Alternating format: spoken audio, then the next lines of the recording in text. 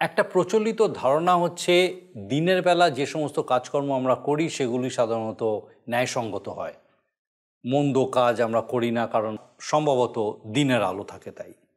আর রাতের বেলা অন্ধকারে যে সমস্ত কাজ করা হয় সেগুলো সব মন্দ কাজ, কারণ রাতের অন্ধকারেই মন্দ কাজ করা হয়। হয়তোবা বিষয়টা সব সময় এরকম হয় না, কিন্তু মূল বিষয় হলো জীবনে যদি অন্ধকার থাকে, এই মন্দ বিষয়গুলো জীবনের থেকে যায়, সেখানে আলোর প্রয়োজন হয় যাতে সেই মন্দ বিষয়গুলো প্রকাশ হয়ে পড়ে। এই বিষয়ে কি কখনো আপনি চিন্তা করেছেন যে কিভাবে জীবনের অন্ধকারকে কোন আলো প্রকাশিত করতে পারে?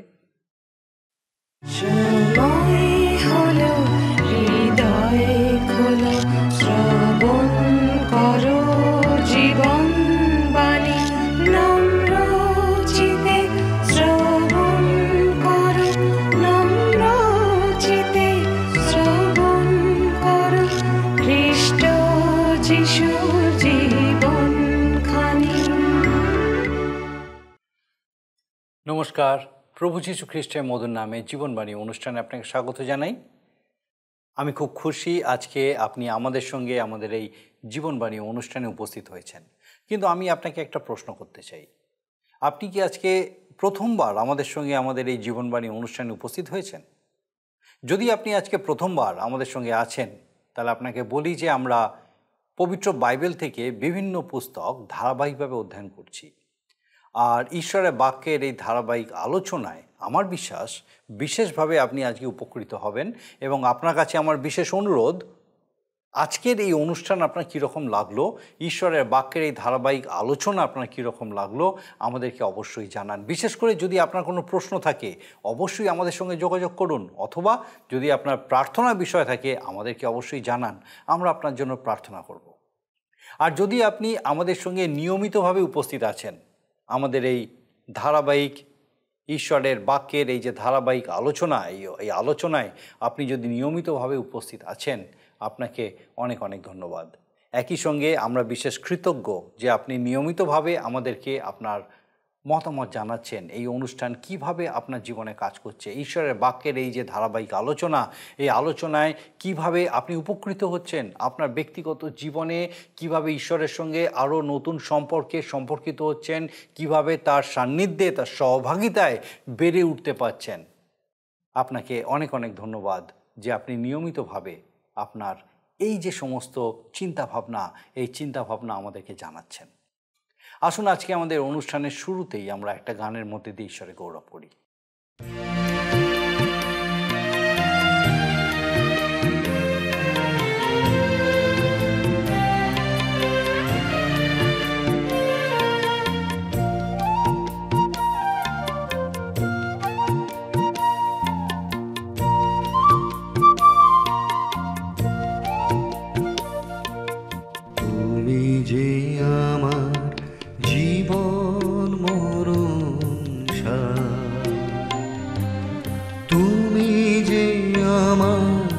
প্রেমের বাঁশরি বেদনার পারাবার,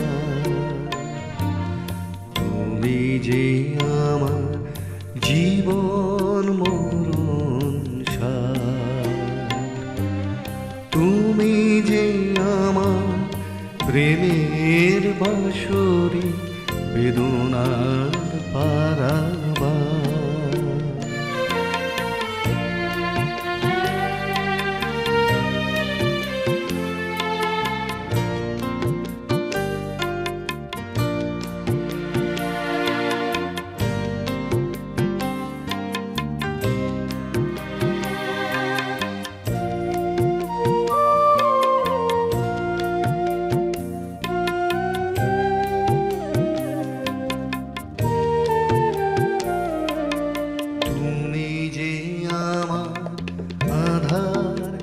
আকাশে তারা, তুমি যে আমার নয়ন শ্রুধারা, তুমি যে আমার আধার আকাশে তারা, তুমি যে আমার নয়ন অশ্রু ধারা, তুমি যে আমার হারানো স্বর্গ, তুমি যে আমার হারানো স্বর্গ, খুঁজে পাই পারে পার। তুমি যে আমার জীবন মরণ সার, তুমি যে আমার প্রেমের বাঁশরি, বেদনার পারাবার।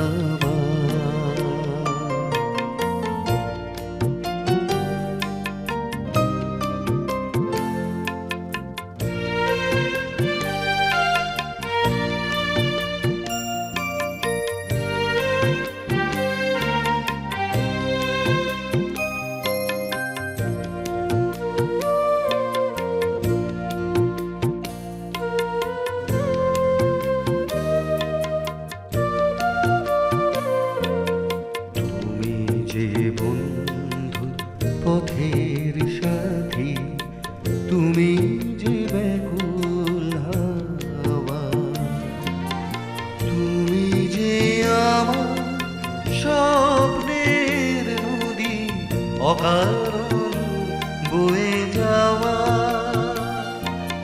তুমি যে বন্ধু পথের সাথী, তুমি যে ব্যাকুল হাওয়া, তুমি যে আমার স্বপ্নের নদী, অকারণ বয়ে যাওয়া। তুমি যে প্রভাত মনের উদয়া চলে, তুমি যে আমার শ্রাবণে বর্ষা হলে, তুমি যে প্রভাত মনের উদয়া চলে, তুমি যে আমার শ্রাবণে বর্ষা হলে, তুমি যে ক্রুশের মুক্তি সাধনা, তুমি যে ক্রুশের মুক্তি সাধনা, হে যিশু তুমি আমার, তুমি যে আমার জীবন মরণ সার, তুমি যে আমার প্রেমের বাঁশরি, বেদনার পারাবার। তুমি যে আমার জীবন মরণ সার, তুমি যে আমার প্রেমের বাঁশরি, বেদনার পারাবার। আমরা ধারাবাহিকভাবে বাইবেলের বিভিন্ন গ্রন্থ থেকে অধ্যয়ন করছি এবং বর্তমানে আমাদের আলোচ্য বিষয় হচ্ছে বাইবেলের নতুন নিয়মের ইফিসীয় পুস্তক। আমাদের গত পর্বে আমরা সাধু পৌলকে মণ্ডলীর বিশ্বাসীদেরকে নির্দেশ দিতে দেখেছি যে তারা যেন তাদের পূর্ববর্তী সমস্ত মন্দ আচরণ বা অন্ধকারের সমতুল্য সেই সমস্ত কিছু পরিত্যাগ করে। মণ্ডলী এখন খ্রিস্টের বাগদত্তা বধূরূপে প্রকাশিত হচ্ছে এবং নিজেকে খ্রিস্টের মনের মতো করে সজ্জিত করে তুলছে। সাধু পৌল বলেছেন যে পূর্ববর্তী সমস্ত অন্ধকারপূর্ণ আচরণ পরিত্যাগ করে এখন যেন তারা দীপ্তির সন্তানের ন্যায় চলে, আর দীপ্তিতে চলার ফলাফল হচ্ছে সর্বপ্রকার মঙ্গলভাব, ধার্মিকতা ও সত্য। এখন তাদের প্রয়োজন হলো ভাবী বধূ হিসাবে পরীক্ষা করে দেখা তাদের প্রভুর প্রীতিজনক বিষয়গুলি কি কি, যাতে সেইভাবে তারা নিজেদেরকে প্রস্তুত করে তুলতে পারে। কোনোভাবেই তারা যেন অন্ধকারের সেই ফলহীন কাজের সহভাগী আর না হয়। ঈশ্বরের একজন সন্তান কখনোই সেইভাবে অন্ধকারের ক্রিয়া সকলের সঙ্গে থাকতে পারে না, কারণ আলো এবং অন্ধকার কখনো একসঙ্গে থাকতে পারে না। অন্ধকারে যে সমস্ত কাজ গোপনে করা হয় তার সবই লজ্জাজনক। আমাদের সেই বিষয়গুলির কথা বলা উচিত নয়, বরং আমাদের উচিত সেগুলির দোষ দেখিয়ে দেওয়া। অন্ধকার যা লুকিয়ে রাখে সেটাই আলো প্রকাশ করে দেয়। সাধু পৌল যিশায় ভাবাদিকে উদ্ধৃত করে আরও একটি আজ্ঞা দিয়েছেন। তিনি বলেছেন, মৃতগণের মধ্যে থেকে নিদ্রাগত ব্যক্তিকে জেগে উঠতে। এটি হয়তো এমন একটি আজ্ঞা যা পালন করা মানুষের পক্ষে অসাধ্য বলে মনে হতে পারে। আসলে সাধু পৌল বোঝাতে চেয়েছেন যে বিশ্বাসীরা যারা আত্মিকভাবে অসার হয়ে পড়েছে, তারা যেন সেই অসারতার নিদ্রা থেকে জেগে ওঠে। আসুন আমরা আরও গভীরভাবে এই সমস্ত বিষয় বিস্তারিতভাবে আলোচনা করি এবং দেখি যে ঈশ্বর এই আলোচনার মধ্যে দিয়ে কিভাবে আজকে বিশেষভাবে আমাদের সঙ্গে কথা বলেন। আমরা জীবনবাণীর অনুষ্ঠানে ধারাবাহিক আলোচনায় আপনাদের কাছে বাইবেলের নতুন নিয়মে ইফিসীয়দের প্রতি প্রেরিত পৌলের পত্র থেকে আলোচনা করছি। বর্তমানে আমি আপনাদের কাছে ইফিসীয় 5 অধ্যায় থেকে আলোচনা করছি। আপনাদের নিশ্চয়ই মনে আছে সাধু পৌল আমাদেরকে প্রথমে বলেছিলেন প্রেমে চলো, এবং তারপরে দ্বিতীয় বিষয়ে বলছেন দীপ্তির সন্তানদের ন্যায় চলো। আমরা সেই বিষয়ে ধ্যান করছি। আমরা এর আগের অনুষ্ঠানে শুনেছি যে মণ্ডলী একদিন বিবাহের কন্যার মতো সেজে প্রস্তুত হবে বিবাহের জন্য। আমরা জানি যখন কোনো কন্যা বিবাহের জন্য বাগদত্তা হয় বা এনগেজড হয় এবং বাগদানের সময় যুবক ও যুবতী পরস্পরকে প্রতিশ্রুতি দান করে যে ভবিষ্যতে তারা পরস্পরকে বিবাহ করবে, এরপর থেকে দুজনে সেই মিলন দিনের জন্য প্রস্তুত হতে থাকে।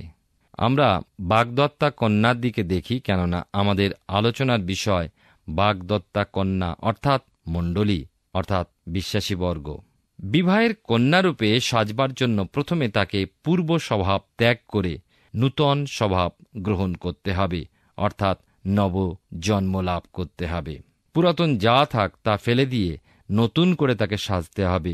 যেমন বিবাহের জন্য কন্যা তার স্বামীর জন্য প্রস্তুতি নেয়, ঠিক তেমনিভাবে বিশ্বাসীকে প্রভু যীশু খ্রিস্টের রক্ত দ্বারা ধৌত হয়ে নবজন্ম লাভ করে তার অপেক্ষায় থাকতে হবে। জগতের অন্য কারো অনুকারী হলে চলবে না, কিন্তু ঈশ্বরের অনুকারী হতে হবে। যিনি প্রেম করেছেন তাঁর প্রেমে চলতে হবে।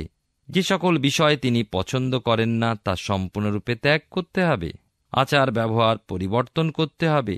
জাগতিক আকর্ষণ সব বর্জন করতে হবে, বাধ্য হতে হবে। অন্ধকার ছেড়ে আলোয় আসতে হবে। ধার্মিকতা ও সত্যের আলোয় চলতে হবে। আর আমরা ঈশ্বরের প্রতিজনক কিনা নিজেদের পরীক্ষা করে দেখতে হবে। কিন্তু এতেই কি হবে? বিবাহের কন্যা সাজানো নিশ্চয়ই দেখেছেন আপনারা। স্নান করানো, চুল বাঁধা, কাপড় পরানো, স্নো পাউডার মাখানো, সেন্ট ছাড়িয়ে দেওয়া, এখানেই কি ক্ষান্ত হল? গহনা পরাতে হবে না? সাধু পৌল তাই থামলেন না। কন্যাকে যেন সর্বতভাবে প্রস্তুত করা হয়, তাই তিনি আরও কিছু বললেন। আজকের আমরা তাই আলোচনায় দেখব ইফিসীয় তার 5 অধ্যায় 11 থেকে 14 পদ। লেখা আছে, আর অন্ধকারের ফলহীন কর্মসকলের সহভাগী হইও না, বরং সেগুলির দোষ দেখাইয়া দাও।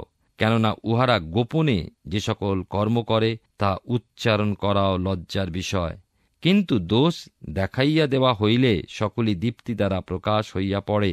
বস্তুত যাহা প্রকাশ হইয়া পড়ে তাহা সকলই দীপ্তিময়। এই জন্য উক্ত আছে, হে নিদ্রাগত ব্যক্তি, জাগ্রত হও এবং মৃতগণের মধ্য হইতে উঠো, তাহাতে খ্রিস্ট তোমার উপরে আলোক উদয় করিবেন।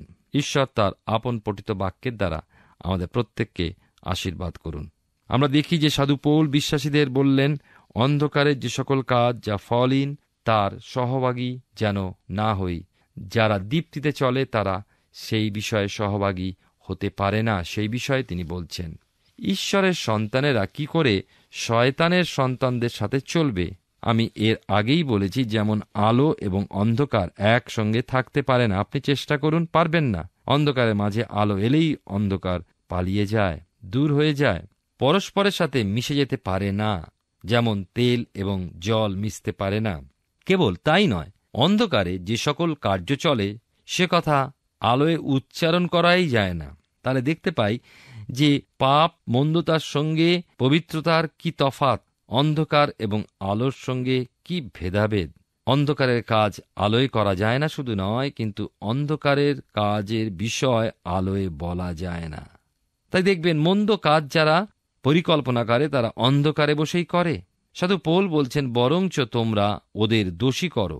এর অর্থ এই নয় যে বিশ্বাসী অন্ধকারের সন্তানদের শোধরাবে। বিশ্বাসীরা নিজেদের দীপ্তিময় জীবন দিয়ে অন্ধকারের সন্তানদের লজ্জিত করবে। এই বিষয়টিতে আমরা অনেকে পিছিয়ে আছি। আমরা আদর্শ জীবন দেখাতে অসমর্থ হয়েছি।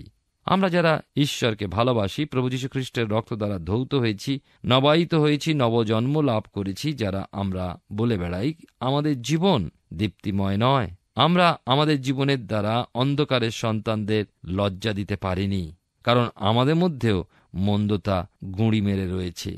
আমরা আপোষপূর্ণ জীবনযাপন করছি। আপোষহীন জীবন আমাদেরকে সেই আদর্শকে তুলে ধরতে সাহায্য করবে, আমাদের সাক্ষ্যকে আরো জোরদার করবে।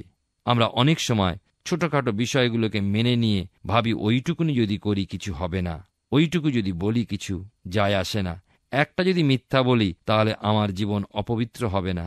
মনে রাখব, মন্দ বা পাপ, অন্যায়, ভুল যা কিছুই বলেন, এগুলো ছোট্ট দরজা দিয়ে ঢোকে, যে দরজা আমরা বন্ধ করি না, অথবা যে দরজা দিয়ে আমরা ভাবি চোর ঢুকতে পারবে না, অথবা যে জায়গায় আমরা অসতর্ক সেই জায়গা দিয়েই শয়তান প্রবেশ করে, মন্দতা প্রবেশ করে। তা গুঁড়ি মেরে ঢোকে, তার ছোট্ট অবস্থায় প্রকাশ করতে দেয় না তার ভয়ঙ্করতা, কিন্তু তা বীভৎস আকার ধারণ করে। অন্ধকার যা ঢেকে রাখে, আলো তা প্রকাশ করে দেয়। অন্ধকারের সন্তানদের কাছে হাজার প্রচার করা হোক, কোনো ফল হবে না। যা অন্ধকারে লুকানো আছে তা লুকানোই থাকবে, কিন্তু আলোকপাত করলে অন্ধকার পালাবে। এই কারণে যারা আলোর সন্তান তাদের অনেক বেশি দায়িত্ব, অনেক বেশি সতর্ক থাকতে হবে। অনেক খ্রিস্টবিশ্বাসী আছেন যারা মনে করেন যে যারা অন্ধকারে রয়েছে তাদের কাছে গিয়ে এই কথা প্রচার করতে হবে যে তোমরা ভুল পথে চলেছ, অন্ধকার থেকে বার হয়ে এসো। প্রিয় ভাই ও বোন, ওভাবে কিন্তু কিছুই হবে না। ওদের সামনে দীপ্তি হতে হবে, আমাদেরকে আদর্শ হতে হবে। আমরা যদি আদর্শ না হই, কি দেখে তারা শিখবে, কি দেখে তারা বুঝবে? আমরা অনেক সময় মনে করি এই কাজটি সহজ, এবং যারা অন্ধকারে চলছে তারা মনে করে আলোয় আসা খুব কঠিন। তারা বুঝতে পারে না যে এই কাজটি ঈশ্বরের কাজ। যে কোনো অন্ধকারের ব্যক্তি আলোয় আসতে পারে, এটি খুব সহজ। যে মুহূর্তে সে অন্ধকার ত্যাগ করার জন্য প্রতিজ্ঞা নেয় এবং তার মন্দতা ঈশ্বরের কাছে স্বীকার করে, অনুতপ্ত হৃদয় যখন তাঁর চরণে পতিত হয়, তখন ঈশ্বর তাকে ক্ষমা দান করেন। বাইবেলের নতুন নিয়মে 1 যোহন তার 1 অধ্যায় 5-7 পদে সাধু যোহন লিখেছেন, আমরা যে বার্তা তাহার কাছে শুনিয়া তোমাদিগকে জানাইতেছি তাহা এই, ঈশ্বর জ্যোতি এবং তাহার মধ্যে অন্ধকারের লেশ মাত্র নাই। আমরা যদি বলি যে তাহার সহিত আমাদের সহভাগিতা আছে, আর যদি অন্ধকারে চলি তবে মিথ্যা বলি, সত্য আচরণ করি না। কিন্তু তিনি যেমন জ্যোতিতে আছেন, আমরাও যদি তেমনি জ্যোতিতে চলি, তবে পরস্পর আমাদের সহভাগিতা আছে, এবং তাহার পুত্র যিশুর রক্ত আমাদেরকে সমস্ত পাপ হইতে সূচি করে। মন দিয়ে শুনুন, যারা আলোয় আসতে পাচ্ছেন না, ঈশ্বরের বাক্য আমাদেরকে বলে, মানুষের বাক্য নয়, আমার বাক্য নয়, ঈশ্বরের বাক্য এই কথা বলে, আমরাও যদি তেমনি জ্যোতিতে চলি তবে পরস্পর আমাদের সহভাগিতা আছে, এবং তাহার পুত্র যিশুর রক্ত আমাদেরকে সমস্ত পাপ থেকে সূচি করে। আরেকটি বিষয় লক্ষ্য করুন, এখানে দীপ্তিতে চলার অর্থ ঈশ্বরের সঙ্গে সহভাগিতা। পাপ ও পাপী ঈশ্বরের সঙ্গে সহভাগিতা পায় না। ঈশ্বর পাপকে ঘৃণা করেন, অথচ বলেন তিনি পাপীকে ভালোবাসেন। আর পাপীকে ভালোবাসেন বলেই তো তিনি এই জগতে মানুষ হয়ে এসেছিলেন। এইটি হচ্ছে সব থেকে বড় কথা, যে তিনি আপনাকে ভালোবাসেন। তিনি পাপকে নিশ্চয়ই ঘৃণা করেন, কারণ আমি এর আগেই বলেছি অন্ধকার এবং আলো একসঙ্গে অবস্থান করতে পারে না। তেমনি ঈশ্বর পবিত্র, তার সঙ্গে অপবিত্রতা কখনো অবস্থান করতে পারে না, এবং তিনি ভাবতেও পারেন না। কিন্তু তিনি যে মানুষ, আমরা যে পাপী, আমরা যে অসহায়, তিনি জানেন। তাই তো তিনি আমাদের ভালোবাসেন, তাই তো তিনি তার পুত্রকে আমাদের জন্য এই জগতে প্রেরণ করেছেন। সেই জন্যই বলা হয়েছে, যদি কোনো বিশ্বাসী পাপ করে, সে ঈশ্বরের কাছে পাপ স্বীকার করুক, এবং ঈশ্বর বিশ্বস্ত, তিনি তার পাপ ক্ষমা করে দেবেন। এটি মানুষের কাজ নয়, ঈশ্বরের কাজ। এটা ধর্মীয় গুরুদের কাজ নয়, মনস্তাত্ত্ববিদদের কাজ নয়, কোনো ডাক্তারের কাজ নয়। এটা স্বয়ং ঈশ্বরের কাজ, যিনি পাপকে ক্ষমা করতে সমর্থ ঈশ্বর। পাপ করার মধ্যে দিয়ে যদিবা বিশ্বাসীর ও ঈশ্বরের মধ্যে সহভাগিতা ছিন্ন হয়, এখন কিন্তু আমি তাদের কথা বলছি যারা যীশুখ্রিস্টকে গ্রহণ করেছেন, বিশ্বাস করেছেন, নবজন্ম লাভ করে আবার ভুল করে ফেলেছেন, অন্যায় করে ফেলেছেন। তাদের জন্য বলছি যে আমাদের সঙ্গে ঈশ্বরের যে সহভাগিতা ছিন্ন হয় সাময়িকভাবে, পাপ স্বীকারের মধ্যে দিয়ে সেই সহভাগিতা আবার পুনঃস্থাপিত হয়। অন্যদিকে যারা একবারও প্রভু যিশুর কাছে আসেননি, তারাও যখন তাদের পাপ, অপরাধ, অযোগ্যতা স্বীকার করেন, তখন আবার তারা ঈশ্বরের সঙ্গে যুক্ত হন। ইফিসীয় তার 5 অধ্যায় থেকে আলোচনা আমি করছি। 11 পদে আমরা দুরকম নির্দেশ লক্ষ্য করছি। নেতিবাচক বা যাকে ইংরেজিতে বলে নেগেটিভ।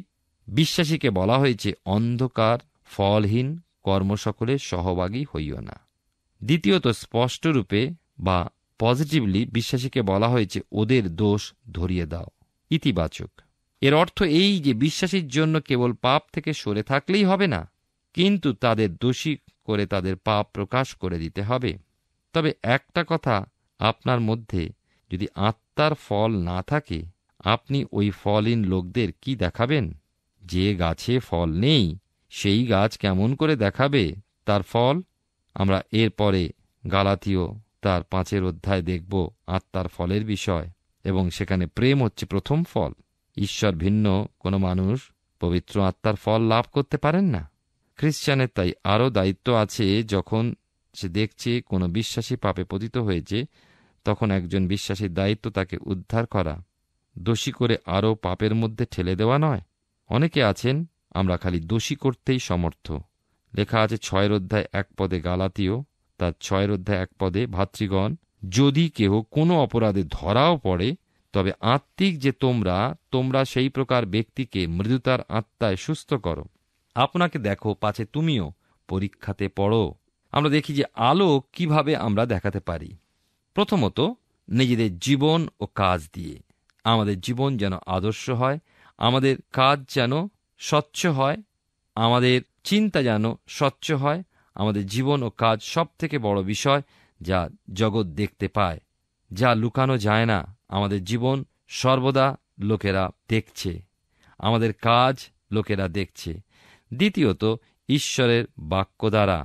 ঈশ্বরের বাক্য মধুর থেকেও মিষ্ট বলা হয়েছে বাইবেলের নতুন নিয়মে 2 তিমথিও 4 অধ্যায় 2 পদে লেখা আছে, তুমি বাক্য প্রচার করো, সময়ে অসময়ে কার্যে অনুরক্ত হও, সম্পূর্ণ সহিষ্ণুতা ও শিক্ষাদানপূর্বক অনুযোগ করো, ভৎসনা করো, চেতনা দাও।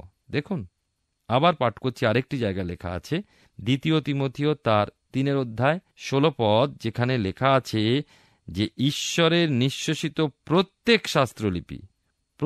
শাস্ত্রলিপি কি? শিক্ষার, অনুযোগের, সংশোধনের, ধার্মিকতা সম্বন্ধীয় শাসনের নিমিত্ত উপকারী। ঈশ্বরের বাক্য আমাদেরকে অনুযোগ করে, এমনকি সংশোধন করে, এবং আমাদেরকে শাসন করে, এবং আমাদের তা উপকারী। তাই দেখবেন আজকের জগতে আমরা উপকার লাভ করতে পারছি না, কারণ ঈশ্বরের বাক্যকে আমরা সব থেকে পেছনে ফেলে রেখেছি। অনেক বাড়িতে ঈশ্বরের বাক্য বাইবেল ধুলো পড়ে গিয়েছে। অনেকের বাড়িতে বাইবেল এমন সুন্দরভাবে সংরক্ষিত করা হয়ে রেখেছে আলমারিতে বা ট্রাঙ্কের মধ্যে, যেখানে কোনোদিনও হাত পড়ে না। আবার অনেক বাড়ি আছে যেখানে একটা মাত্র বাইবেল। বাড়িতে হয়তো 15 জন সদস্যা রয়েছেন, কিন্তু একটা বাইবেল। কি ভয়ঙ্কর অবস্থা! আমরা যখন প্রতিদিন দাঁত মাজি, তখন কি আমরা একটা ব্রাশ নিয়ে দাঁত মাজি? প্রিয় ভাই ও বোন, আমাদের প্রত্যেকের সংশোধনের জন্য, পরিষ্কারের জন্য প্রয়োজন নিজের বাইবেল, এবং সেই বাইবেল পাঠ করি ঈশ্বরের বাক্য, যা আমাদের সান্ত্বনা শুধু দেয় না, আমাদের সাবধান করে, আমাদের সংশোধন করে, আমাদেরকে শাসন করে।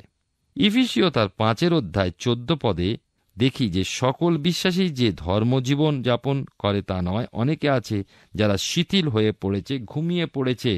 তাই তো সাধু পৌল বলছেন, হে নিদ্রাগত ব্যক্তি, জাগ্রত হও এবং মৃতগণের মধ্য হইতে ওঠো। সাধু পৌল এই কথাটি যিশায়া ভাববাদী পুস্তক 60 অধ্যায় 1 এবং 2 পদ থেকে উদ্ধৃত করেছেন। মণ্ডলীর বিশ্বাসীদের প্রতি এই চেতনাবাণী, যারা শিথিল হয়ে পড়েছে, ঘুমিয়ে পড়েছে। এ ঘুম দৈহিক ঘুম নয়, কিন্তু আত্মিক ঘুম, এবং ওই ঘুম ভাঙাবার দায়িত্ব বিশ্বাসীদের। মানুষ যখন খুব ঘুমায়, আমরা কি করি? গায়ে হাত দিয়ে নাড়াতে হয়। আত্মিকভাবে যেসব বিশ্বাসী ভাই বোন ঘুমিয়ে পড়েছে, তাদের কানের কাছে সেই যিশুর প্রশংসা, পিতা ঈশ্বরের প্রশংসা শোনাতে হবে, যাতে করে তারা চমকে ওঠে, জেগে ওঠে এবং নিজেদের ঘুমন্ত দেখে লজ্জা পায়। কিন্তু সাধু পৌল আরও একটি কথা বলেছেন, জাগ্রত হও এবং মৃতগণের মধ্য হইতে উঠো। মানুষ যখন ঘুমায় তখন কিন্তু মরার সামিল। বিশ্বাসী যখন অবিশ্বাসীর সাথে সমঝোতায় যায় তখন সে মৃতদের মধ্যে মিশে যায়। জীবনের সাথে যার যোগ নেই সে মৃত। মৃতজন সাড়া দেয় না। মৃতকে একমাত্র ঈশ্বর বাঁচাবার বা জাগাবার ক্ষমতা রাখেন। তাই সাধু পৌল বিশ্বাসীদের এই কথা বলছেন না যে মৃতদের জাগাও।